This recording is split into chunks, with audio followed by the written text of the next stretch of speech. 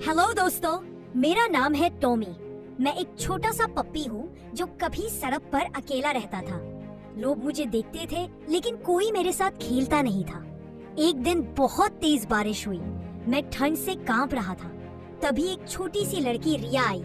उसने अपना छाता मेरे ऊपर कर दिया और बोली, अब तुम मेरे दोस्त हो। उस दिन से मेरी जिंदगी बदल गई। हर सुबह मैं रिया को स्कूल छोड़ने जाता और शाम को उसका इंतजार करता। अब मैं जान गया हूँ, सच्चा दोस्त वही होता है जो बिना बोले तुम्हारा दिल समझ ले। अगर आपको मेरी कहानी अच्छी लगी हो तो लाइक करो, सब्सक्राइब करो और कमेंट में लिखो, क्या आपके पास भी कोई प्यारा दोस्त है?